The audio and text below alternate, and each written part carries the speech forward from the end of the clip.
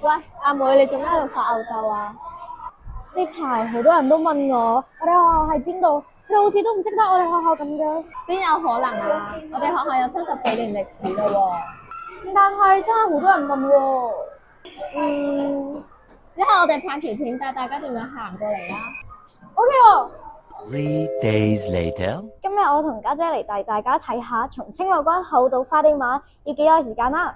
好，咁交俾阿妹計時。好啊，咁我哋而家開始 ，Let's go！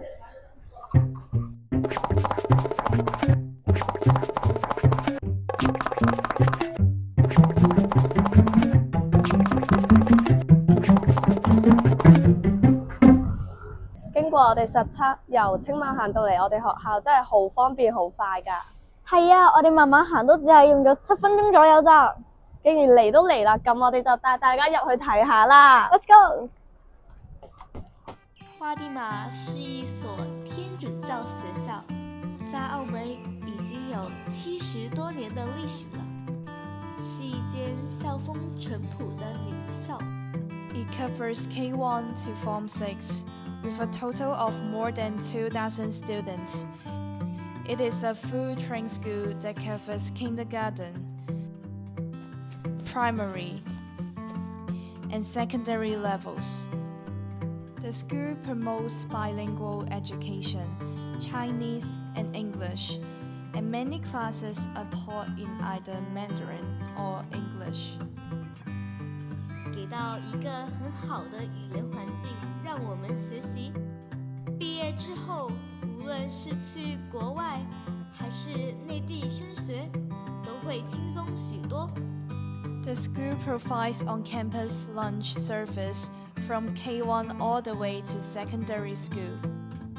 幼兒園的妹妹現在吃午餐啦，因為她們都比較小，所以學校都有招募義工媽媽幫忙照顧她們。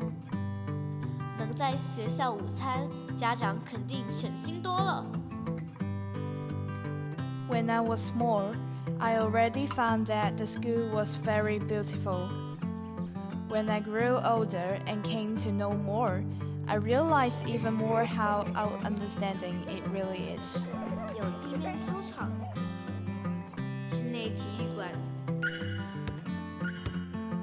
社區閱覽室、各種各樣的活動室。總之啊，應有盡有。Look, the little girls are all drowsy and yawning, but the teachers patiently help each one comb her hair. 你看，紮一個漂亮的小辮子，多可愛呀！今日同大家介紹住咁多先，仲諗緊 K1 報邊間學校？咁就快啲加入我哋花地瑪嘅大家庭啦！唔講啦，啲同學等緊我哋啦，拜拜。